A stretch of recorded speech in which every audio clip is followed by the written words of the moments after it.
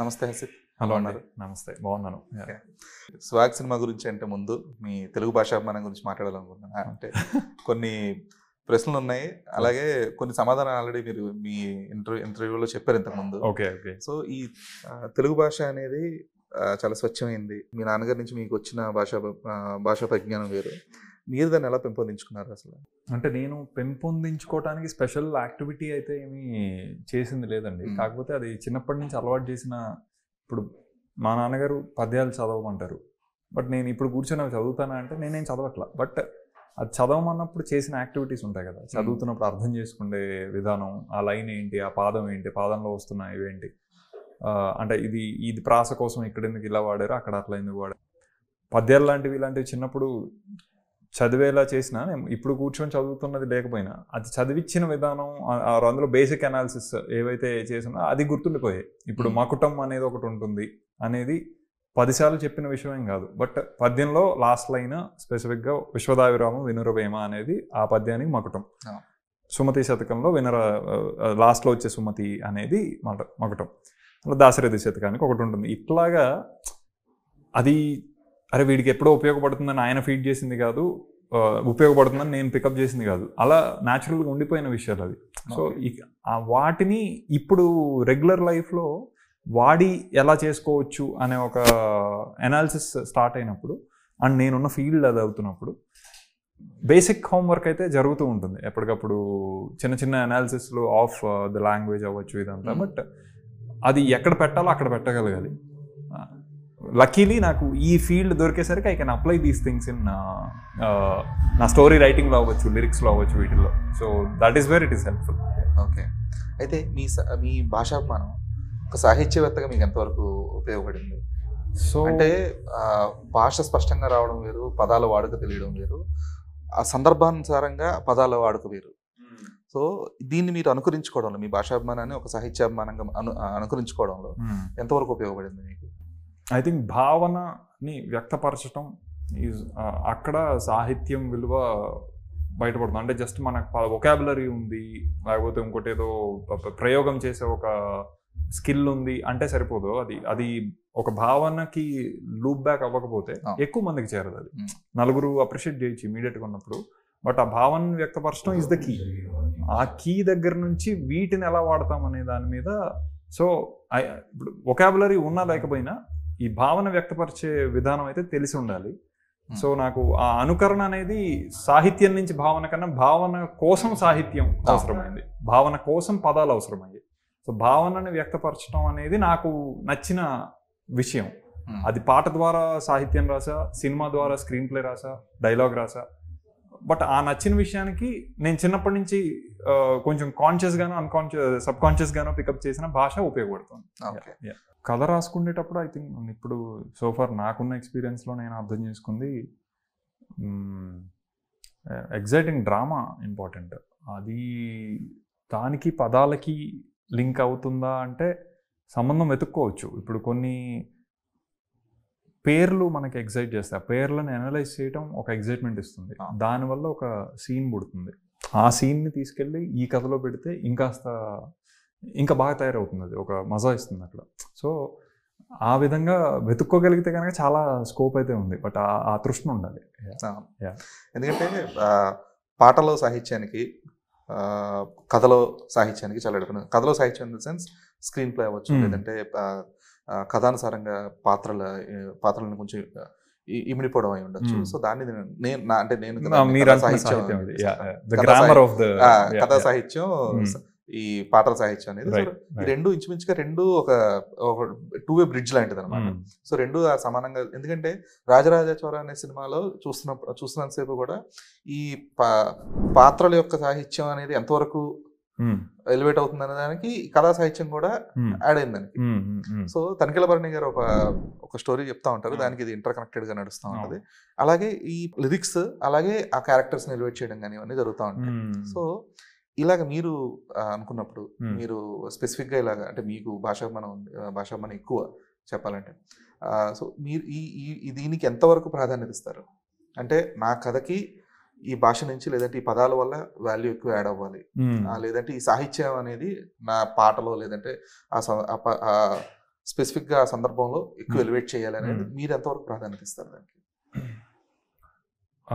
అంటే ఇప్పుడు అది ప్రాధాన్యత ఖచ్చితంగా ఇచ్చి తీరాలి, లేకపోతే ఇవన్నీ ఒక దగ్గర పెట్టి ఉపయోగం లేదు.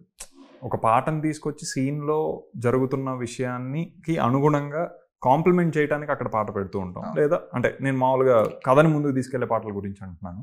Just cut it off to some other duet and come back అనే దాంట్లో కూడా ఒక 5 minutes ఉత్తినే ఎంగేజ్ చేసి పెట్టాలంటే ఫస్ట్ ట్యూన్ నేను కాదన్ను, బట్ ట్యూన్లో బాగా ఒక హుషారు తెచ్చే పదాలు పడకపోతే, ఆ పదాలకు ఒక అర్థం లేకపోతే డిస్కనెక్ట్ ఉంటుంది, ఫర్ షూర్ డిస్కనెక్ట్. సో అక్కడ ఆ ప్రాధాన్యత అంటే నేను మోస్ట్ కమర్షియల్ వేలో ఉన్న కట్ టు డ్యూయట్ అనే ఒక మ్యాటర్దే చెప్తున్నా కూడా, అది ఇంకా కథని డ్రైవ్ చేసే పాట ఉన్నప్పుడు అందులో ఉన్న చాలా పెద్ద విషయాన్ని ఒక్క మాటలో చెప్పేసేయచ్చు. సాహిత్యానికి ఉన్న విలువ అది కదా, అండ్ పాటకు ఉన్న విలువ కూడా అది. సో పాటను పెట్టినప్పుడు ఒక 10 ఏళ్ల స్టోరీ టెల్లింగ్ని, 10 ఏళ్ల నిడివిని చూపించాల్సిన కథని I think you can bring it down to 1 song which is hardly 2 minutesలో మొత్తం చెప్పేసేయచ్చు. స్టిల్ కన్విన్సింగ్ ఉంటుంది, కన్విన్సింగ్ ఉండి గుర్తుంటుంది, నెక్స్ట్ దానికి సీమ్లెస్గా షిఫ్ట్ అవ్వచ్చు. సో ఐ థింక్ అక్కడ అలాంటి ఒక బ్రిడ్జింగ్ స్పేస్ ఉన్నప్పుడు దాంట్లో సరైన మాటలు పడితే దాని విలువ వేరు. ఇంక అసలు వద్దన్నా సరే ఒకసారి తీసుకెళ్ళి అంటే నెక్స్ట్ దానికి ఉత్తిన లిఫ్ట్లో తీసుకెళ్ళి పెట్టేసినట్టు ఉంటుంది అంతే. You don't need to worry about climbing the స్టైర్ case. అంటే దాన్ని అంటే సినిమాటిక్ గా చూపించడం అనేది ఎంత ఇంపార్టెంట్, ఒక డైలాగ్ పరంగా దాన్ని ఎలివేట్ చేయడం అనేది కూడా అంతే ఇంపార్టెంట్ డెఫినెట్లీ. సో ఈ మధ్య కొంచెం తెలుగు అనగానే ప్రాసలు, పర్టికులర్గా అర్థం లేని ప్రాసలు ఎక్కువ అవుతున్న సందర్భంలో ఇలాగా సందర్భానుసారంగా ముఖ్యంగా కథకి నిమిత్తం మాత్రమే ఉండేలాగా మాటలు రాయడం అనేది ఎంతవరకు ఆడియన్స్ ని ప్లీజ్ చేయగలుగుతున్నారు, అట్ ద సేమ్ టైం స్టోరీని ఎలివేట్ చేయగలుగుతున్నారు అనేది మీరు ఏమంటారు? What's your take on it? అంటే ఇప్పుడు ఒక్కొక్కళ్ళు డైలాగ్స్ ఎందుకు రాశారు, ఎందుకు ఇలాగే రాయాలి, దాని మీద మనం కమెంట్ వేయలేం. It is their own taste, that is the beauty of the movie making. ఎవరైనా ఎట్లయినా ఎక్స్ప్లోర్ చేసుకుంటూ ఉండొచ్చు. కాకపోతే అది కథని మాత్రమే ముందుకు తీసుకెళ్లాలనే ఒక రిస్ట్రిక్షన్ పెట్టుకుంటే ఒక స్టైల్లో వెళ్తుంది. లేదు కొంచెం ఫ్రీ అప్ అవుదాం, లెట్స్ ఎంగేజ్ పీపుల్ విత్. ఇప్పుడు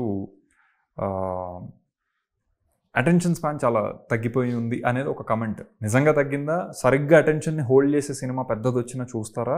అది ఇంకా ఎవరికి అనాలిసిస్ లేదు. ఇన్స్టాగ్రామ్ అందరూ 10 seconds చూసేసి వెళ్ళిపోతున్నారు కాబట్టి సినిమా కూడా ఫాస్ట్గా ఉండాలి. Just keep giving information, move on to the next thing అంటే వర్క్ అవ్వదు కదా. ఎమోషన్ అనేది సస్టైన్ అవుతుంది. అన్ని బ్రేక్ చేస్తున్నాయి. ఎంగేజింగ్ గా ఉంటే, ఎంగేజింగ్ అంటే రకరకాల ఫ్యాక్టర్స్ ఉంటాయి ఎంగేజ్మెంట్కి. ఒకటి క్యారెక్టరైజేషన్ అవ్వచ్చు, ఇంకొకటి మ్యూజిక్ అవ్వచ్చు, ఇంకొకటి ఇది అవ్వచ్చు. అందులో ఈ డైలాగ్ అనేది కూడా one of the main engaging things. ఇప్పుడు ప్రాసలానే చెప్పాలి అంటే అదొక స్టైల్, అదొక అలంకరణ. ఆ అలంకరణని చాలా ఆశువుగా త్రివిక్రమ్ గారు లాంటి వాళ్ళు నీట్గా స్క్రీన్ మీదకి తీసుకొచ్చేసారు. ఇట్లా ఉంటే ఎందుకు, అది ఆల్రెడీ ప్రూవెన్ థింగ్. ఇప్పుడు పద్యాల్లో ఒక అలంకరణ, ఇప్పుడు యతి ప్రాసలు ఎందుకు ఉంటాయంటే అవి ఈజీగా గుర్తుంటాయి. ప్రాస రూపంలో ఉండగలిగితే that will be remembered easily. ఆ రిథమ్ ఒకటి క్రియేట్ అవుతుంది కాబట్టి అది సినిమాకి తీసుకురాగలిగిన సత్తా ఆయనకు ఉంది, తీసుకొచ్చారు, అది వర్క్ అయింది. మనం సినిమా నుంచే నేర్చుకుంటున్నాం, ఇదే తెలుగు అనుకుంటున్నాం. బట్ భాష అవుట్ సైడ్ సినిమా చాలా ఉంది. దాన్ని ఒక మనిషి ఒక ఆస్పెక్ట్ని పట్టుకొని తీసుకొచ్చారు స్క్రీన్ మీద, అదే అయిపోదు, ఇంకా చాలా ఉంది. దాన్ని తీసుకొచ్చి ఇంకెవరు ఇంకో స్టైల్లో పెట్టగలిగితే ఇంకో కొత్త పందా ఒకటి క్రియేట్ అవుతుంది. ఆ ఎక్స్ప్లోరేషన్ ఐ థింక్ ఎవరి పర్సనల్ చాయిస్ వాళ్ళది. ఎందుకంటే అంటే మీరు ఎంతవరకు ఎక్స్ప్లోర్ చేస్తున్నారు? ఇప్పుడు ఇందులో నా ఇది ఎట్లా ఉంటుందంటే, నేను టూ మచ్ డీప్ వెళ్ళినా నేను చేస్తున్న సినిమాకి ఎంత ఉపయోగపడుతుందనే ఇదైతే నేను చూసుకోవాలి ఫస్ట్ థింగ్.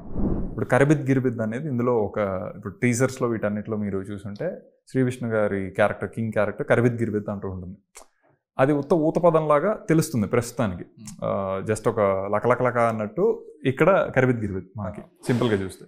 బట్ కరిబిద్ గిరిబిద్ అనేది ఒక ఇంట్రెస్టింగ్ సౌండింగ్ ఉంది అనిపించిన వాళ్ళకి ఇదేంటి ఉత్త సౌండింగ్ అని. ఇప్పుడు లకలకలక వెనక ఏమైనా స్టోరీ ఉంటే ఎంత ఎగ్జైటింగ్ ఉంటుంది మనకి, ఓహో ఇది ఎందుకని వచ్చిందా అని. సేమ్ వే కరిబిద్ గిరిబిద్కి ఒక స్టోరీ యాక్చువల్లీ ఉంది, అక్కడ ఉందో లేదో నాకు తెలియదు, దీనికైతే ఉంది. సో అది తెనాలి రామకృష్ణ గారి పద్యం. సో అది మీకు తెలుసు, తెలియని వాళ్ళకి ఒక రిథమ్ ఉందిరా దీనికి ఏమన్నా ఉందా అంటే they will go root back to Tenali Ramakrishna garu. ఆయన ఎలాంటి చమత్కారం ఉన్న కవి, ఎంత పాండిత్యం అట్ ద సేమ్ టైం సమయస్ఫూర్తి ఉన్న కవి. అక్కడికి వెళ్తే ఆటోమేటిక్గా ఒక భాండాగారం ఉంటుంది తెలుగుకి సంబంధించింది. సో ఆ రూటింగ్ నాకు ఎగ్జైటింగ్. నేను ఇది వేరే సినిమాలో వినపడి ఉన్నా ఏంట్రా కరివిద్ గిరివిద్ అని నేను అడుగుతా. అట్నుంచి మా నాన్నగారును ఇంకెవరినో అడిగితే ఇది ఇందులోది అని చెప్తే మెల్లగా రూట్ అవుతా. సో నాలాంటి వాడు ఎవడో ఉంటాడు మళ్ళీ. So they will also have that interesting journey. ఇలా క్రియేట్ చేయడం నాకు ఓకే. అట్లాంటి చిన్న చిన్న టిడ్బిట్స్ వాడుకుంటూ. అండ్ సినిమాలో కథ ఇప్పుడు క్యారెక్టర్, ఇప్పుడు ఒక మోడర్న్ క్యారెక్టర్ అది వచ్చేసి ఇన్ఫ్లుయెన్సర్ క్యారెక్టర్ అనుకోండి, వాళ్ళు వచ్చేసి అచ్చ తెలుగు మాట్లాడాలి జస్ట్ తెలుగుని సస్టైన్ చేయడం కోసం అంటే సింక్ అవ్వదు, అది రియాలిటీలో అనిపించదు మనం చూస్తున్నప్పుడు. సో ఆ ప్రయత్నాలు, ఫోర్స్ఫుల్ ప్రయత్నాలు ఎట్లయితే ఇక్కడ చేయకూడదో, పాటలు పెట్టద్దు, ఫోర్స్ఫుల్గా కామెడీ పెట్టద్దు అని ఇక్కడ కూడా చేయకూడదు. దేని విలువ దానికి ఇచ్చి క్యారెక్టర్ నువ్వు ఇది ఎంచుకున్నప్పుడు. బట్ కొన్ని క్యారెక్టర్స్ ఉంటాయి proper deep staying true to the rootedness, ఇలాంటి ఇవి ఉన్న వాటికి ఈజీగా ఆపాదించుకుంటూ ఉండొచ్చు. సో అంతే, క్యారెక్టర్స్ బట్టి కథను బట్టే భాషని కూడా ప్రయోగించాలి అనే ఒక ఇది. సో బలవంతం ఉండకూడదు, బలవంతం ఎక్కడ ఉండకూడదు, మంచి అయినా చెడైనా అది రెండు బలవంతంగా ఉంటే బలవంతంగానే అనిపిస్తాయి. అయితే వ్యంగ్యం అనేది ఒక స్పెసిఫిక్ జనర్. అది తెలుగు సినిమాలకు వచ్చినప్పుడు జంజాల గారు, యువి గారు వీళ్ళందరూ దాన్ని ఒక పూర్తి స్థాయిలో ప్రేక్షకులకు పరిచయం చేసి ఇదిరా వ్యంగ్యం అంటే అని చెప్పేసి ఒక పరిచయం చేసి వదిలేసారు. దాని తర్వాత అంత ఎక్స్ప్లోర్ చేసిన వాళ్ళు చాలా తక్కువ. అంటే కామెడీకి వ్యంగ్యానికి మధ్యలో చిన్నపాటి డిఫరెన్స్ ఉంటుంది. అంటే హాస్యం అనేది ఎంత ఒక మంచి, అది అందులో ఒక హండ్రెడ్స్ ఆఫ్ జానర్స్ ఉన్నాయి హాస్యం అనేది. అలాగే వ్యంగ్యం అనేది ఒక సపరేట్ జానర్. ఈ వ్యంగ్యం అనే సపరేట్ జానర్ అని అంటే ఎంత సీరియస్ విషయాలైనా సరే, అది మీరు చైల్డ్ అబ్యూస్ గురించి అవ్వచ్చు, ఎనీథింగ్ రిలేటెడ్ వ్యంగ్యంలో చెప్పినప్పుడు అది వైడర్ రీచ్ ఉంటుంది. ఎందుకంటే దాన్ని నువ్వు తీసుకున్న తర్వాత దాని రియాక్షన్, అంటే దాని త్రూ వచ్చే రియాక్షన్స్ ఎలా ఉంటాయని పక్కన పెడితే you can say it in your specific way. That is where standup comedy is coming from right now. So ఈ వ్యంగ్యం అనేది మీరు ఇప్పుడు మీ స్వాగ్ అనే సినిమాలో కొంచెం వ్యంగ్యం తాలూకా ఆ జానర్ మీరు మళ్ళీ ఏమన్నా కొంచెం స్పృశించడానికి ట్రై చేశారా? అంటే వాళ్ళ స్థాయి అయితే, అంటే జంధ్యాల గారు, యువి గారు, వాళ్ళు ఆ వ్యంగ్యం అనేది, వ్యంగ్యం అనేదే మీరు అన్నట్టు that is the exact reason. ఆ వ్యంగ్యంగా చెప్తే కోర్ విషయం అర్థమయ్యే వాళ్ళకి అర్థమవుతుంది. వ్యంగ్యంగా ఉన్న మ్యాటర్ని అర్థం చేసుకుని నవ్వుకొని వెళ్ళిపోయే వాళ్ళకి మ్యాటర్ రీచ్ అవుతుంది. అట్లీస్ట్ వాడికి ఆ రోజు అర్థం కాకపోయినా 2 ఏళ్ల తర్వాత 3 ఏళ్ల తర్వాత అందులో కూడా చెప్పాడు, ఓహో ఇది ఉత్తినే కామెడీకి చెప్పాడు కానీ that is a serious thing to be considered అనే మ్యాటర్ ఎప్పుడోకప్పుడు స్పృశిస్తుంది వాడికి. సో ఎక్కువ మందికి రీచ్ అయ్యే విధానం అయితే ఇదే. సీరియస్గా చెప్పుకుంటూ వెళ్తే ప్రస్తుతం అది అబ్జర్వ్ చేసుకునే స్టేటస్లో ఐ డోంట్ నో ఉన్నారు అని నేను అనుకోవట్లా. ఆర్ చెప్పగలిగితే స్ట్రాంగ్ గా చెప్తే మళ్ళీ వెళ్తాయి అవి. అంటే for that you need other elements. ఎందుకంటే ఈ మంచి వ్యంగ్యం అనే దానికి కొంచెం ఒక ముసుగేసి డార్క్ హ్యూమర్ అనే కొంచెం ఒక సపరేట్ జానర్ అని తీసుకొని వచ్చారు. అంటే ఇప్పుడు ఈ మధ్య తీసుకొచ్చింది కాదు, అది కొంచెం ఉంది. కాకపోతే ఈ మధ్య కొంచెం ఎక్కువైంది. అంటే రీసెంట్ గా వచ్చిన మత్తువాదల 2 కానీ వేరే మూవీస్ కానీ ఈ డార్క్ హ్యూమర్ అంటే ఈ వ్యంగ్యాన్ని ఇంకొంచెం స్ట్రైట్ ఫార్వర్డ్ ఎక్స్పెక్ట్ చేయని సిచ్యుయేషన్స్ లో ఫన్ రావడం, this is a serious situation అన్న దగ్గర సరదాగా ఐ థింక్ అది చాలా బాగుంటుంది. Because you don't need to take anything seriously అనే ఒక ఫిలాసఫీ నుంచి పుట్టే ఒక ఇది జానర్ నాకు తెలిసి, అది డార్క్ హ్యూమర్ అనే ఒక ఇది. అది మోతాదు దాటకపోతే, బట్ ఎవరు సెట్ చేస్తారా మోతాదుని? ఎవరు సెట్ చేయరు కదా. So it's about that personal choice which that maker takes or anyone takes. So వ్యంగ్యం ఇంకొకరి ఫీలింగ్స్ని హర్ట్ చేయకుండా వరకు very happily healthy way of ఇది. బట్ ఇంకొకరి ఫీలింగ్స్ని కూడా హర్ట్ చేస్తాము అంటే నిన్ను హర్ట్ చేస్తారు. మరి దానికి సిద్ధపడి మ్యాటర్ ముందుకు తీసుకు. మరి స్వాగ్ విషయంలో సిద్ధపడ్డారు. ఎందుకంటే పురుషాధిక్యత, మహిళా సాధికారత అనే 2 అంశాలు కూడా మీరు కొంచెం ఈ వ్యంగ్యంగా చెప్పినట్టుగా ఉంది ఈ సినిమాలో. అయితే దీని తాలూకా రిప్రెషన్స్ నెక్స్ట్ ఎప్పుడన్నా అంటే లేదు, దీన్ని ఆ వ్యంగ్యాన్ని సరిగ్గా అర్థం చేసుకుని సరైన మోతాదులో ఉన్నంత వరకు అర్థం చేసుకునే దానికి వచ్చే రియాక్షన్స్ వేరుంటాయి. లేదు ఇదేదో కొంచెం మరీ హాస్యాస్పదంగా అయిపోయింది అనేదాన్ని. సో ఈ హాస్యాస్పదం అయ్యేదాకా ఉండడానికి వ్యంగ్యంగా చెప్పడానికి మధ్యలో ఒక చిన్న గీతని మీరు స్వాగ్ సినిమాలు అలా చూపించిపోతున్నారు. గీతలోనే ఉంటాం ఖచ్చితంగా, ఎందుకంటే అది హాస్యాస్పదంగా ఇంకొకరిని నొప్పించే విధంగా అయితే ఖచ్చితంగా ఉండదు. అంటే మీకు అది న్యాచురల్గానే ఇప్పుడు ఆడవాళ్ళు అంటేనే ఆడవాళ్ళు అనే దాని గురించి వన్ ఆఫ్ ద రీజన్స్ అయి ఉండొచ్చు. ఇది వ్యంగ్యంగా ఇంకొకళ్ళ మీద సెటైర్ వేస్తున్నట్టుంది అనే ఒక ఇది స్పెసిఫిక్ ఓవరాల్ గా. సో అది వాడి క్యారెక్టర్ ఓవరాల్ సినిమాలో ఒక వైబ్. మోర్ ఆఫ్ ఇది జెండర్ గేమ్ అనుకుంటున్నప్పుడు ఒక పక్క ఆడవాళ్ళు మహిళా సాధికారత అని చెప్పి వాళ్ళ ఫైట్ ఒకటి ఉంటే, పురుషాధిక్యత అనే ఫైట్ వీళ్ళ నుంచి ఉంది. ఇది ఫ్లిప్ అయి ఉన్న టైమ్స్ కూడా ఉన్నాయి ఒకప్పుడు. మగ సాధికారికత అనేది వీళ్ళు ఉన్న ఆడ అధికారం ఆ బ్యాచ్ కూడా ఉన్నాయి అనేది మన సినిమాలో మనం పెట్టుకున్న ఒక చిన్న ఫన్ టోన్ కోసం, డ్రామా బాగుండటం కోసం. సో ఆటోమేటిక్గా ఇప్పుడు అధికారం తలకెక్కితే ఆటోమేటిక్గా డామినెన్స్ అనేది ఉంటుంది. So doesn't matter A gender అయినా. సో ఆ లిబర్టీతో తీసుకున్న డెసిషన్ అది. సో ఇలాంటి వాటికి ఐ డోంట్ థింక్ ఎవరు అఫెండ్ అయితే ఎవరు వెరీ క్లియర్గా. వాళ్ళు ఓహో ఇలా ఉంటే సరదాగా ఈ పర్స్పెక్టివ్లో ఇలా ఉంది, వీళ్ళు మళ్ళీ ఇక్కడికి ఎట్లా వచ్చారు, ఇప్పుడు ఎందుకు పురుషాధిక్య ప్రపంచం ఎందుకు ఉంది, ఉంటే ఏం చేస్తున్నారు, అసలు ఇలా ఉండాలా ఎలా ఉండొచ్చు, ఇట్లా ఉంటుంది కాబట్టి డ్రైవ్. ఐ డోంట్ థింక్ ఒక దగ్గర ఆగిపోయి ఇప్పుడు ఇది అన్నాడు కాబట్టి నేను అసలు ఆ టోన్కే ఎక్కడ ఆగిపోరు. సినిమా అయితే ఎక్కడ మిమ్మల్ని ఆపదు. It will keep taking you forward. మీకు ఆలోచించుకునే స్పేస్ ఉంటూ ఉంటుంది, ఫీల్ అయ్యే స్పేస్ ఉంటూ ఉంటుంది, అట్ ద సేమ్ టైం ఇంకోటి రన్ అవుతూ ఉంటుంది. So will be immediately hook to next ఏంటి అనే ఒక ఇది. సో యా, మీ పాత్రధారుల విషయానికి వచ్చేటప్పటికి అంటే ఏదన్నా ఒక క్యారెక్టర్ ఆర్క్ రాసుకున్నప్పుడు ఇనీషియల్గా మీరు అనుకునే ఒక ప్లాట్ఫామ్ ఉంటుంది.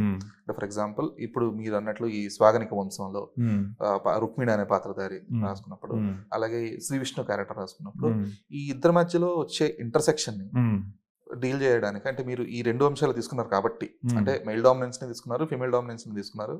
సో ఈ రెండు క్యారెక్టర్స్ ని డిజైన్ చేసుకున్నప్పుడు మీరు తీసుకున్న కేర్ ఏంటి? అంటే దీన్ని ఏదన్నా మన పురాణాలకి ఏమైనా లింక్ చేసి ఆ క్యారెక్టర్స్ త్రూ దీన్ని ఎక్స్ప్లెయిన్ చేయడానికి ట్రై చేస్తారు? ఎందుకంటే ఈ మధ్య కాలంలో వస్తున్న సినిమాలన్నింటిలో కూడా ఈ పురాణ అంశాలు చిన్నపాటి అంటే కంప్లీట్గా పురాణాలకు వెళ్లకుండా ఆ క్యారెక్టరైజేషన్ తీసుకుంటారు. అర్జునుడు కానీ కర్ణుడు కానీ ఇట్లాంటి క్యారెక్టరైజేషన్స్ తీసుకుంటారు. అందువల్ల ఏంటంటే కొంచెం ఈజీ, మీరు ఇందాక చెప్పినట్టు ఈ తెనాలి రామకృష్ణ ఎవరో అనేది సెర్చ్ చేసినట్టు. సో అలాగే ఇప్పుడు కర్ణుడు అర్జునుడు అనేది కూడా ఎవరో అలాగా దీనికి ఏమైనా పురాణ రిలేటెడ్ ఏమైనా రిఫరెన్సెస్ ఉన్నాయా? స్పెసిఫిక్ పురాణాల రిలేటెడ్ రిఫరెన్స్ ఏం లేదండి. మోర్ ఆఫ్ ఇప్పుడు ఒక అబ్జర్వేషన్ దట్ ఇందాక నేను అన్నట్టే జెండర్ ఎవరైనా సరే అధికారం అనేది ఉన్నది అనే ఫ్యాక్ట్ రీసెర్చ్ అయితే జరిగింది. ఒకప్పుడు మెట్రిలినియల్ సొసైటీ ఉంది, ఆ రీసెర్చ్ జరిగింది. ఇప్పటికీ ఉన్నాయి కొన్ని ఏరియాస్లో, అస్సాం, కేరళ, మేఘాలయ ఇలాంటి వాటిలో ఇంకా సస్టైన్ అవుతూ ఉన్నాయి.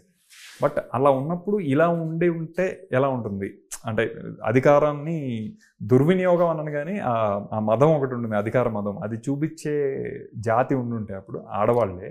బట్ ఇన్ దట్ వింజామర వంశం అనే ఒక మాతృస్వామ్య రాజ్యంలో ఉండుంటే ఎలా ఉంటుంది, దానివల్ల మగవాళ్ళు ఎంత సఫర్ అయి ఉంటారు, ఈ సఫరింగ్ని వాళ్ళు ఎలాగా ఎక్స్ప్రెస్ చేశారు, or how did they come out of it or ఆ ఫ్లోలో. సో ఇప్పుడు వీడు చెప్తుంది కూడా మగవాడి ఉనికిని నిలబెట్టిన వంశం మాది అనే చాలా ఉచ్చస్థాయి స్టేట్మెంట్ ఒకటి ఇస్తున్నాడు, నేనే నిలబెట్టాను మగవాళ్ళందరికీ. సో అలాంటి ఒక వరల్డ్ క్రియేట్ చేస్తున్నప్పుడు కొంచెం you shouldn't be sticking to ఇవి జరిగాయి కాబట్టి ఇవే చూపించాలి అనే, అంటే అక్కడ డ్రామా లిబర్టీ మనం తీసుకుంటేనే మోర్ ఆఫ్ ఒక ఓవరాల్గా ఒక హోల్సమ్ పరిపూర్ణత వస్తుంది కథకి. అది అయితే తీసుకొచ్చుకున్నాం మేము. మీరు చెప్పిన ఈ రోల్ రివర్సల్స్ అంటే ఒక టైం లైన్లో వచ్చి మెయిల్ డామినెన్స్, ఇంకో టైంలో వచ్చి ఫీమేల్ డామినెన్స్ అనేటప్పటికీ అంటే మనకి ఈజీ రిఫరెన్స్ వచ్చేసి జంబలగడ బంబ.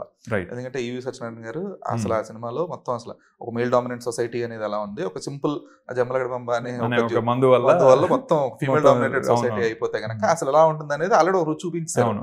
అది ఇప్పటికీ ఒక కల్ట్ క్లాసిక్ లాంటి సినిమా అది. సో ఇప్పుడు మీరు చెప్పేదానికి కొంచెం కంపారిజన్స్ వచ్చే అవకాశాలు ఉంటాయి, రేపు రివ్యూలో కావచ్చు, లేదంటే ఎవరన్నా మీకు ఎక్స్ప్లెయిన్ చేసినప్పుడు మాటల్లో కానీ. అది లేదు, ఈ టైప్ ఆఫ్ కాన్సెప్ట్ ఆల్రెడీ వచ్చింది కదా. సో ఈ అంటే ఆ జంబలగడి బంబ ఎఫెక్ట్ అనేది సినిమా మీద పడకుండా ఉండడం కోసం మీరు తీసుకున్న జాగ్రత్తలు ఏంటి? అది డెఫినెట్గా మీరు అన్నట్టు కల్ట్ క్లాసిక్ అండి. సో అంటే బట్ మనం తీస్తున్న సినిమా ప్యూర్ కామెడీ మూవీ కాదు. It has comedy elements, but it also talks about కొన్ని సీరియస్ విషయాలు ఏవైతే ఉన్నాయో వాటి గురించి మాట్లాడుతూ ముందుకు తీసుకెళ్లే విషయం. అండ్ వంశవృక్షం అనేది one of the unique things, తెలిసిన విషయమే కానీ స్క్రీన్ మీద చూడని విషయం. సో రిలేట్ అవ్వరు అనే కంగారు ఉండదు, రిలేట్ అవుతారు. తరాలు, మా తాత ముత్తాత ఇవన్నీ అంటే మూల పురుషుడు అన్నా కూడా అందరికీ తెలుస్తుంది. సో ఇవన్నీ మళ్ళీ వేరే సినిమాలో ఎక్కడ చూసున్నాం. ఈ జెండర్ గేమ్ని తీసుకొచ్చి వంశవృక్షం అనే ఒక ఆస్పెక్ట్లో పెట్టడం, దీనివల్ల స్టోరీ ఎలా మారుతుంది, ఎన్ని విధాల ముందుకెళ్తుంది, శాపం అనే ఒక ఎలిమెంట్, ఇలాంటివన్నీ rooted elements for our culture, Indian కల్చర్కి ఉన్న విషయాలు. సో వీటిని ఒక కథగా చూస్తే నాకు ఎగ్జైటింగ్గా అనిపించింది. బట్ వీటన్నిటిని కల్మినేట్ చేస్తూ ఏ పాయింట్కి తీసుకెళ్ళాలి అనేది ఇంకో exciting, which is very relevant topic to be discussed. So ఇలాంటివన్నీ ఉన్నాయి కాబట్టి ఎమోషనల్ జర్నీ ఒక ఇట్లాంటి కథ ఒకటి ఉంది, వీఆర్ ఎంజాయింగ్ ఇట్ అనే ఒక ఫీల్ ఉంటుంది తప్పితే కంపారిజన్స్ రావు అనేది నా ఇది. వచ్చినా సరే ఐ థింక్ దేవిలో వాళ్ళే మళ్ళీ దాన్ని అది అనుకున్నా ఇది కూడా అన్నట్టు చేస్తారనేది నా ఉద్దేశం. బికాస్ దిస్ కంపేర్ చేసినా సరే ప్రాబ్లం ఏం లేదు అన్నట్లుగా, ఎందుకంటే story has its own other elements, so వాటిని అవి కూడా హైలైట్ అవుతాయి ఖచ్చితంగా చూసి. సో మీరు చెప్పిన ఇన్ని లేయర్స్ ని ఆడియన్స్ అంటే ఒక సినిమా తీయడం ప్రమోట్ చేయడం రిలీజ్ చేయడం అన్నిటికంటే కూడా సినిమా చూస్తున్న ఆడియన్స్ ఈగో సాటిస్ఫై చేయడం అనేది బిగ్గెస్ట్ థింగ్ ఎవరికి ఎప్పుడన్నా సరే. అంటే మీరు ఆ ఎండింగ్ కి ఆడియన్స్ అనేవాడు ఎదర్ కనెక్ట్ అవ్వాలి, లేదంటే వాట్ ఎవర్ హ్యాపెన్స్, అది ఎమోషనల్ కనెక్ట్ అవ్వచ్చు, లేదంటే ఎంజాయ్ చేయడం అవ్వచ్చు, లేదంటే he will be cheering up, anything అవ్వచ్చు. బట్ ఆడియన్స్ ఈగో సాటిస్ఫై చేయడం అనేది biggest thing for any film maker. అదొక ఛాలెంజ్ మీకు. సో ఇన్ని లేయర్స్ రాసుకున్నప్పుడు, ఇన్ని స్పెసిఫిక్ క్యారెక్టరైజేషన్స్ అనుకున్నప్పుడు, ఇన్ని టైమ్ లైన్స్ అనుకున్నప్పుడు, సో మీరు audience ego in the sense like audience satisfy చేయడం అనేది ఎంతవరకు మీరు ఒక ప్రైమ్ పార్ట్ కింద కన్సిడర్ చేస్తారు? ఐ థింక్ ఇప్పుడు కూర్చున్నప్పుడు నేను ఆడియన్స్గా కూర్చున్నప్పుడు నేను తెలుసుకున్న మిగతా వాళ్ళ దగ్గర నుంచి నన్ను సాటిస్ఫై చేయరా అని I think they want watch a movie. చూస్తున్నప్పుడు అది ఎంత ఎంగేజ్మెంట్ క్రియేట్ చేస్తుంది దగ్గర ఇమ్మర్స్ అయిపోతారు వరల్డ్లోకి. ఆ ఇమ్మర్షన్ అనేది మన రెస్పాన్సిబిలిటీ, ఇమ్మర్స్ చేయటం అనేది. ఇమ్మర్స్ చేశాక ఆ వరల్డ్ పిచ్చి పిచ్చిగా బిహేవ్ చేయకూడదు మళ్ళీ. దట్ ఈస్ వేర్ మీరు అంటున్న ఈగో ట్రిగ్గర్ అవుతుంది. నీ ఏమనుకుంటున్నావు నా గురించి అసలు, ర్యాండమ్గా నన్ను ఇమ్మర్స్ చేసావు, గుడ్, నీకు పావు గంట ఇచ్చా, పావు గంటలో ఇమ్మర్స్ చేసావు, దాని తర్వాత మళ్ళీ ఏదేదో చేస్తూ ఉంటున్నావు ఏంటి, సరే చేసావు, ఎప్పుడో ఒకప్పుడు మళ్ళీ నన్ను లోపల తీసుకోవాలి కదా, తీసుకోవట్లేదు, వాట్ ఈస్ ద పాయింట్? ఇది వస్తుంది ఆబ్వియస్గా మనం చూస్తున్నప్పుడు. లేకపోతే ఇంకాస్త పాజిటివ్ యాటిట్యూడ్ ఉన్న వాళ్ళు అయితే గెస్ కొడుతూ ఉంటారు, నెక్స్ట్ ఇది అవుతున్నా అనుకున్నానుగా ఇది అయింది. So either way there is some bad interaction happening, but there is an interaction. So అంతవరకు మంచిదే, but bad interaction will be talked about. బయటకు వచ్చాక బ్యాడే చెప్తారు, బట్ ఇంటరాక్షన్ ఆన్ చేసుకోవటం అనేది చాలా ఇంపార్టెంట్. ఎక్కడ దట్ ఈస్ వేర్ దిస్ ఇమ్మర్సివ్నెస్ వచ్చినప్పుడు, అమ్మో ఆ క్యారెక్టర్కి ఏమవుతుంది ఇప్పుడు, ఇదేమో ఇది వచ్చిందంటే ట్రిగ్గర్ అయిందంటే, ఆర్ అసలు ఏంటి అసలు ఈ క్యారెక్టర్ గురించి తెలుసుకోవాలని బాగుంది, ఈ విషయాలన్నీ at the same time story కూడా రన్ అవుతూ, ఇది అది కాదా ఇదా, ఈ ట్విస్ట్లు ఇవి రన్ అవుతూ ఉన్నప్పుడు ఐ డోంట్ థింక్ అవన్నీ ఉన్నాయి. ఇప్పుడు నేను చెప్పిన విషయాలన్నీ స్వాగ్ స్టోరీలో ఉన్నాయి. సో ఆ ఇంటరాక్షన్ ఉంది కాబట్టి audience will be very engaged. ఇంకా అసలు వాళ్ళకి ఎందుకు కూర్చున్నారా దేవుడా ఇక్కడ అనే అసలు ఆ ఆస్పెక్ట్ వచ్చే ఇదే ఉండదు. They will be thoroughly enjoying for the 2.5 hours and బయటకు వచ్చి ఒక వార్మ్ హార్ట్ ఫీలింగ్తోనే they will talk about it. They will bring in their parents, తాతలు, వాళ్ళందరినీ తీసుకొచ్చి చూపిస్తారనేది మా గట్టి నమ్మకం. సో హసిత్ ఒక దర్శకుడిగా, ఒక రచయితగా, ఒక కథకుడిగా, సో ఒక సినిమా అంటే రాజరాజ చోర అనే సినిమాలో ఒక కథకుడు ఎక్కువ డామినేట్ చేశాడు ఒక దర్శకుడి కంటే కూడా. ఎందుకంటే పాత్రల చెక్కిన విధానం కానీ, లేదంటే ప్రతి పాత్రకి ఒక ప్రాపర్ ఎండింగ్ ఇచ్చిన విధానం కానీ ఒక కథకుడు ఎక్కువ మార్కులు సంపాదించుకున్నాడు దర్శకుడిగా కంటే కూడా. స్వాగ్ అనే సినిమాకి వచ్చేటప్పటికి ఎవరు ఎక్కువ స్కోర్ చేశారు? అది యాక్చువల్లీ మీరే చెప్పాలి, ఎందుకంటే నాకు ఇందులో పర్సనల్ అసెస్మెంట్ వరకు బిగ్గర్ క్యాన్వాస్ దొరికింది స్టోరీ విధానం. సో ఆబ్వియస్గా దర్శకుడిగా నా టెక్నీషియన్స్ నుంచి, లేకపోతే నేను చూస్తున్న విజన్ని ఎట్లాగా కన్వర్ట్ చేయాలి ఆన్ టు ది స్క్రీన్ అనే దానికి ఒక బిగ్గర్ కథ ఇది. సో దీన్ని అవైలబుల్గా ఉంచడం అనేది దర్శకుడిగా నేను తీసుకున్న ఫోర్మోస్ట్ అజెండా. అవైలబుల్ అంటే అర్థమయ్యేలా పెట్టాలి. కథకుడిగా నేను చాలా కాంప్లెక్సిటీస్ రాసి ఉండొచ్చు, ఎమోషన్ ఇది పెట్టుకుని ఉండొచ్చు, ఈ కనెక్షన్ ఇవన్నీ పెట్టుకుని, బట్ మళ్ళీ దర్శకుడిగా వీటన్నిటిని ట్రాన్స్లేట్ చేసి ఆన్ స్క్రీన్ పెట్టినప్పుడు మళ్ళీ నా బాధ్యత ఇదంతా అర్థం అవుతుందా, ఉత్తినే ఆఫ్ ద హెడ్ వెళ్ళిపోతున్న విషయాల, ఆఫ్ ద హెడ్ వెళ్ళిపోతుంటే ఎనర్జీ అంత వేస్ట్ అవుతుంది, ఇక్కడ వేస్ట్ అవుతుంటే నెక్స్ట్ ఎక్కడ ఉపయోగం, ఇది కట్ చేసేస్తే అక్కడ ఉపయోగపడుతుందా. ఈ కాల్స్ అయితే చాలా స్ట్రాంగ్గా తీసుకున్నాము, ఇందులో రూత్లెస్గానే ట్రిమ్మింగ్ ఇవన్నీ కూడా జరిగి ఉన్నాయి. So that is also my duty as a director. So అవన్నీ అయితే ఖచ్చితంగా చేసున్నాం. So and translating it to the screen with all the staging elements. ఇప్పుడు కథకుడిగా రాసేసి ఉంటాం, బట్ ఇది ఎంగేజింగ్గా స్క్రీన్ మీద ఉండాలి అంటే యాక్షన్ ఏమి ఉండాలి, జాగ్రఫీని ఎలా వాడుకోవాలి, ఈ విషయాలన్నీ రాజరాజ ఒక స్థాయి కథ అది. ఇది కథలో కూడా ఇంకా చాలా ఇది మెరుగైన ఇది ఉండేసరికి ఇంకా నాకు కూడా ఒక ఎక్సైట్మెంట్ వచ్చింది యాజ్ అ డైరెక్టర్. సో దాన్ని ఇంకా రక్తి కట్టించాలనే ఒక ఇదితోనే దానికి టెక్నీషియన్స్ కోఆపరేట్ చేశారు, యాక్టర్స్ కోఆపరేట్ చేశారు. So conveying that to the actors, conveying that to the technicians, bigger actors. ఇప్పుడు నేను సునీల్ గారితో వర్క్ చేశాను దీంట్లో, రవిబాబు గారు ఉన్నారు, గెటప్ సీను గారు, విష్ణు గారు ఇస్ దేర్, మీరా జాస్మిన్ గారు ఉన్నారు, ఆవిడ మణిరత్నం గారు లాంటి వాళ్ళతో వర్క్ చేసి వచ్చిన ఆవిడ. సో వాళ్ళందరికీ నేను కన్వే చేసి విషయాన్ని రాబట్టుకోవటం, అనేది నాకు ఎగ్జైటింగ్ ఎక్స్పీరియన్స్ దీంట్లో.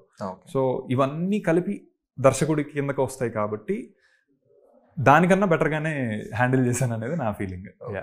ఎందుకంటే ఇప్పుడు ఒక డైరెక్టర్ అంటే not just promoting the film, అంటే ఒక సినిమా తీయడమే కాదు, ప్రమోట్ చేయడమే కాదు, ఆ సినిమా ఎంత ఎర్న్ చేస్తుంది అనే దాన్ని కూడా ఒక దర్శకుడి అంటే అతని మీద ఒక బాధ్యత పడుతుంది. సో ఈ బాధ్యత అనేది అంటే ఈ కమర్షియల్గా కూడా దీన్ని తీసుకోవడం అనేది ఒక బరువు కింద తీసుకుంటారా, లేదు అంటే ఇది యాడ్ అవడం వల్ల ఎక్కడైనా సరే మీ థింకింగ్ స్కిల్స్ కానీ, లేదంటే ఈ సీన్ లేదు ఇలా తీద్దాం అనుకున్నది లేదు, బడ్జెట్కి దీన్ని తగ్గట్టు కానీ కాంప్రమైజెస్ వచ్చే సందర్భాలు ఉంటాయి? అది బాధ్యత అండి, అది బరువు కాదు ఖచ్చితంగా. ఎందుకంటే నిన్నెవరు అడగల సినిమా తీయమని, నీ తృష్ణ అది. నేను తీయాలి, ఖచ్చితంగా నేను రాయాలి, నేను తీయాలి. అది ఉన్నప్పుడు దానికి ఒకళ్ళు నేను కోఆపరేట్ చేస్తాను, నేను సపోర్ట్ చేస్తాను. యాక్టర్ ప్రొడ్యూసర్ వచ్చినప్పుడు అందరినీ హ్యాపీగా ఉంచడం నీ ఐడియాగా. ఎందుకంటే నువ్వు ఓన్ చేసుకున్నంత ఎవరు ఓన్ చేసుకోరు సినిమాని, అదర్ ఫెలో. సో నువ్వు చేసుకున్నప్పుడు అది బాధ్యతే తప్పితే బరువు కాదు. సో ఆ లిమిట్స్, ఆ డిసిప్లిన్తోనే వర్క్ చేయటం అనేది నేను ఎప్పుడు హ్యాపీగా ఫీల్ అవుతాను. ఎందుకంటే ఎండ్ ఆఫ్ ద డే అదే కన్వర్ట్ చేస్తుంది అందరినీ హ్యాపీగా ఉంచడంలో. Because business should not fail. ఇది ఆర్ట్ అనేది ఫామ్ గా ఉన్నదే సినిమా. సో రెండింటిని బ్యాలెన్స్ చేయడం అనేది చాలా క్రూషియల్ అండ్ బాధ్యత. సో అది బరువుగా అయితే నేను ఎప్పుడు ఫీల్ అవ్వాలి. అదే exciting part. Very good. And ఫైనల్గా సో ఇప్పుడు తెలుగు సినిమాల్లో తెలుగు భాషని కొంచెం చక్కగా చూపించే అతి కొద్ది మంది దర్శకులు ఉన్నారండి. త్రివిక్రమ్ శ్రీనివాస్ గారు, శ్రీనివాస్ అవసరాల, ఈ దర్శకుల జాబితాలో మీ పేరు కూడా వచ్చి చేరినప్పుడు దాని ఒక బాధ్యత కింద తీసుకొని ఇంకా దీన్ని లేదు ఒక సాహిత్యపరంగా ఇలాంటి మార్పులు తీసుకురావాలి, లేదంటే ఒక తెలుగు సినిమా కమర్షియల్ సినిమాలో ఈ భాష కానీ లేదంటే మన రూట్స్ని, ఎందుకంటే Malayalam cinema, Kannada cinema are winning through their roots. ఎందుకంటే వాళ్ళు ఏమీ బిభత్సన్ కమర్షియల్ సినిమాలు తీయట్లేదు. కన్నడ నుంచి రీసెంట్గా వచ్చిన ఈవెన్ మలయాళం సినిమా రీసెంట్ వచ్చిన మూవీస్ అయితే రీసెంట్గా కిష్కింధకాండ మనం. సో ఇలాంటి సినిమాలు ఏవి కూడా ఓవర్ ద టాప్ స్టోరీస్ ఏం చెప్పట్లేదు. సో వాళ్ళు రూట్స్ నుంచే చెప్తున్నారు. సో మన తెలుగులో కొంచెం అది మిస్ అవుతూ వచ్చింది. అయితే ఇప్పుడు ఈ రీసెంట్గా కొంతమంది దర్శకులు కొంచెం ఆ రూట్స్ని తీసుకుంటారు. అంటే మా మదర్ ఫాదర్ రిలేషన్షిప్ అయి ఉండొచ్చు, లేదంటే ఒక హీరోకి ఏదైనా ఒక క్యారెక్టర్ ఇప్పుడు రీసెంట్గా వచ్చిన కొన్ని సినిమాలు అది బిల్డ్ చేస్తాను అనమాట. సో మీరు ఒక దర్శకుడిగా దీన్ని ఒక నెక్స్ట్ లెవెల్కి తీసుకెళ్లాలనుకుంటే కనుక మీరు తీసుకోవాల్సిన జాగ్రత్తలు ఏంటి, అలాగే మీ గోల్స్ ఏంటి అసలు? అంటే స్పెసిఫిక్ గోల్ లేదండి. I want to keep telling stories. Mohan Krishna Indraganti గారు. సో ఐ థింక్ ఎటు వెళ్తుంది అనేది I leave it to the journey. మంచి కోర్సే తీసుకుంటుంది అనేది నాకు కాన్ఫిడెన్స్ ఉంది. కీపింగ్ దట్ అసైడ్ నేను తీసుకోవాల్సిన జాగ్రత్తలు ఆర్ ఇన్స్పైర్ అవ్వాల్సిన విషయాలు అయితే అంటే చాలా రూటెడ్ స్టోరీస్ చాలా ఉన్నాయి. అది తిరగాలి, చాలా చోట్లకి తిరిగి అర్థం చేసుకుంటుంటే అక్కడి నుంచి వచ్చే డ్రామా మనం రూమ్లో కూర్చొని రాస్తే వచ్చేది కాదు. అట్లీస్ట్ తెలుసుకొని రూమ్కి వచ్చి కూర్చొని రాయాలి, అక్కడ కూర్చొని రాయమన్నట్లా. బట్ అట్లీస్ట్ తిరిగితే ఇవన్నీ జరుగుతున్నాయి విషయాలు. సో వీటిని సినిమా రూపంలో చెప్తే ఎంగేజింగ్గా ఉంటుంది. సో ఇప్పుడు మీరు అంటున్న రూటెడ్ స్టోరీస్ వస్తున్నాయి వాళ్ళ నుంచి అనేది ఎందుకు, లొకాలిటీని చూపించే విధానం, వాళ్ళ భాష మధ్య వాళ్ళిద్దరి మధ్య జరిగే సంభాషణలో ఉండే మాటలు, ఇవన్నీ ఖచ్చితంగా రూటెడ్ ఫీల్ ఇస్తున్నాయి. వాళ్ళు నార్మల్గా అర్బన్ ఆడియన్స్ మాట్లాడేసుకుంటున్నట్టు మాట్లాడితే urban audience are most generic audience అంటే నా ఉద్దేశం సినిమా చూసే ప్రేక్షకులు అని కాదు, అర్బన్లో ఉంటున్న జనాలు, పీపుల్. ఇప్పుడు గుర్గాంలోకి వెళ్ళి చూసినా సిమిలర్ ఉంటారు, హైదరాబాద్లోకి వచ్చి చూసినా సిమిలర్ ఉంటారు. బట్ నార్త్ సౌత్ అది still behaviour will be almost ఒక టోన్లో సెట్ అయి ఉంటుంది. చిన్న తారతమ్యాలు ఉంటాయి, నేను కాదన్నా, తేడాలు ఉంటాయి. కానీ ఇప్పుడు గుర్గాం పక్కనే మానేసర్ అని ఉంటుంది, ఆ మానేసర్ పక్కనే చిన్న ఊళ్ళు ఉంటాయి.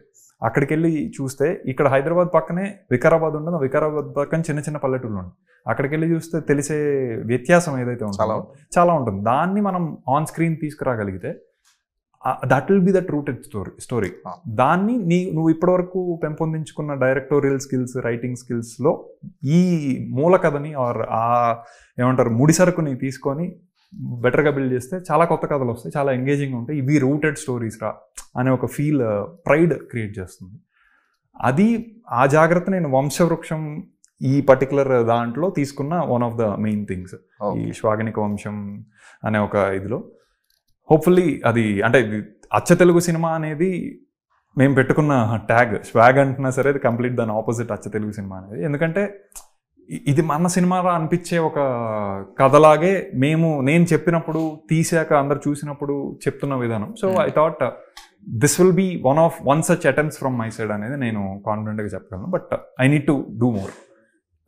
రూటెడ్నెస్ ఇంకా అర్థం చేసుకోవటం, ఎక్స్ప్లోర్ చేయటం, అది జాగ్రత్తలు అంటే ఇదే. I think I should travel more, be with more people who are totally unrelated. అక్కడి నుంచి ఇంకా మంచి కథలు ఇంకా వస్తాయి ఖచ్చితంగా. So finally Swag October 4 release అవుతుంది. ఎస్.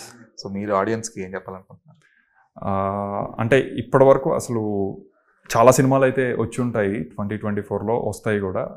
కాకపోతే రైట్ ఫ్రమ్ స్టార్టింగ్ సర్ప్రైజ్ జరుగుతూ, ఓ ఇది కొత్త కథ అని అనిపిస్తూనే అరే భలే ఎంగేజింగ్ వెళ్తుంది అనే ఒక ఫీల్ వస్తూ, తెలియకుండానే నవ్విస్తూ, ఒక పాయింట్లో హుక్ చేస్తూ, ఇంత పెద్ద జర్నీని ఎఫర్ట్లెస్గా మీకేమీ హెవీనెస్ ఆన్ ద బ్రెయిన్ ఉండకుండా చాలా హాయిగా చూసుకొని ఒక హార్ట్ వార్మింగ్ ఫీల్తో బయటికి వెళ్తారు అనే సినిమాలు చాలా అరుదుగా వస్తాయనే నా ఫీలింగ్. అది మేము ఈ సినిమాతో అయితే అచీవ్ చేయగలిగామనేది కాపీ చూసుకొని నేను చెప్తున్నది. సో ఆ కాన్ఫిడెన్స్తోనే I'm inviting everybody to the theatres. ఎందుకంటే అది పైగా దసరా టైం. అది ఓన్లీ మీరు ఒంటరిగా వచ్చి లేకపోతే ఫ్రెండ్స్తో వచ్చి చూసే ఒక స్థాయి అయినా కూడా, అది చూశాక కొన్ని సినిమాలు ఉంటాయి మీరు ఖచ్చితంగా అరే మా అమ్మ వాళ్ళకి చెప్పాలరా, అమ్మ మీరు వెళ్ళి చూడండి నేను టికెట్స్ బుక్ చేస్తా అనే సినిమాలు కొన్ని ఉంటాయి. అది ఈ సినిమా అవుతుందని నేను స్ట్రాంగ్గా నమ్ముతున్నాను. సో అది దసరా టైంలో వస్తున్నందుకు అందరూ కొంచెం ఫ్రీగా ఉంటారు, they want to get entertained అనే ఒక ఇది ఉన్నందుకు I think this will happen with this movie. అందుకని మీరు చూస్తే నేనేం చెప్తున్నానో మీకు అర్థమవుతుంది. Thank you so much. Thank you.